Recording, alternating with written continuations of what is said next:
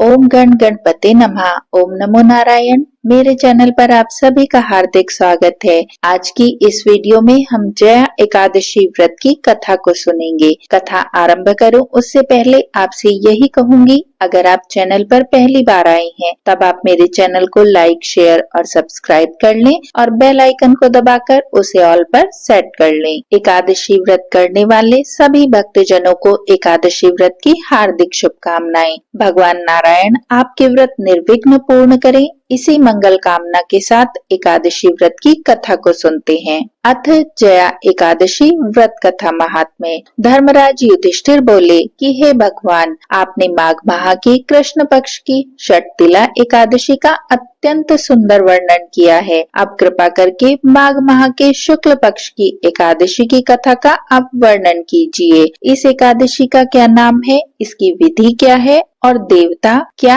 और कौन से हैं? श्री कृष्ण भगवान बोले कि हे राजन, माघ माह के शुक्ल पक्ष की एकादशी का नाम जया है। इस एकादशी व्रत से मनुष्य ब्रह्म हत्या के पाप से छूट जाते हैं और अंत में उनको स्वर्ग की प्राप्ति होती है। इस व्रत से मनुष्य कुयोनि अर्थात भूत, प्रेत, पिशाच आदि की योनि से छूट जाते हैं। अतः इस एकादशी के व्रत को विधि पूर्वक करना चाहिए। हे राजन, मैं एक पौराणिक कथा को कहता हूँ। एक समय इंद्र नागलोक में अपनी इच्छा के अनुसार अप्सराओं के साथ रमण कर रहे थे, गंधर्व गान कर रहे थे। वहाँ गंधर्वों में प्रसिद्ध पुष्पवंत, उसकी लड़की तथा चित्रसेन की स्त्री मलिन, ये सब भी थे। उस जगह मलिन का लड़का माल्यवान भी था। उस समय पुष्पवती नामक एक गंधर्व स्त्री माल्यवान को देखकर मोहित हो गई और कामबाण से चलायमान होने लगी।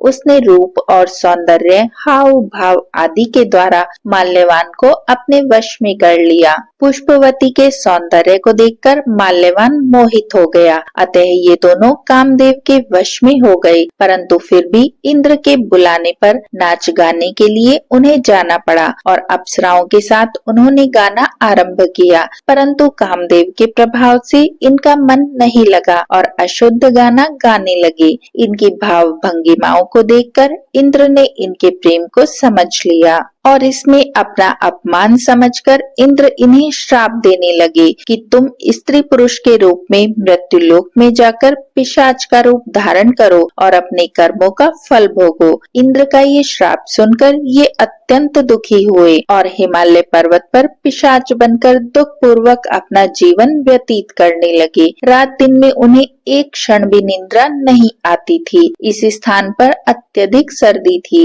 एक दिन पिशाच ने अपनी स्त्री से कहा कि न मालूम हमने पिछले जन्म में ऐसे कौन से पाप किए थे जिससे हमें इतनी दुखदाई यह पिशाच योनि प्राप्त हुई है। देवयोग से एक दिन माघ माह के शुक्ल पक्ष की जया नाम की एकादशी आई। इस दिन दोनों ने कुछ भी भोजन नहीं किया और न ही कोई पाप कर्म किया। इस दिन केवल फल फूल खाकर ही दिन को व्यतीत किया और महान दुख के साथ पीपल के वृक्ष के नीचे बैठ गए। वह रात्रि इन दोनों ने एक दूसरे के साथ बड़ी कठिनता के साथ व्यतीत की। सर्दी के कारण इनको रात्रि में निद्रा नहीं आई। दूसरे दिन प्रातःकाल होते ही भगवान के प्रभाव से इनकी पिशाच की देह छूट गई और अत्यंत सुंदर अप्सरा और गंधर्व की देह धारण करके सुंदर वस्त्रों और आभूषणों से अलंकृत होकर नागलोक को प्रस्थान किया। आकाश में देवगण और गंधर्व इनकी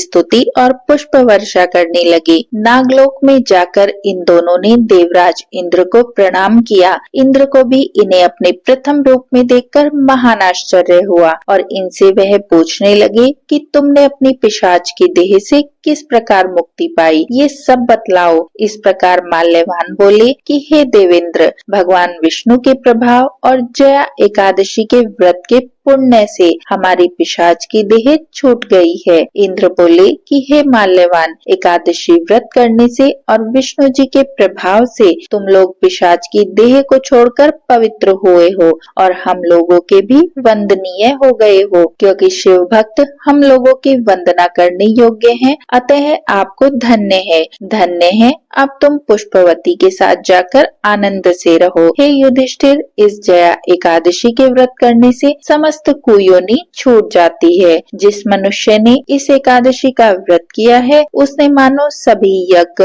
तप आदि कर लिए हैं। जो मनुष्य भक्ति पूर्वक जया एकादशी का व्रत करते हैं वे अवश्य ही सहस्त्र वर्ष तक स्वर्ग में निवास करते हैं। तो ये तो थी जया एकादशी व्रत की कथा महात्म्य। कोई त्रुटि हुई है तो क्षमा कीजिए। नारायण नारायण। जय श्री कृष्ण। राधे राधे।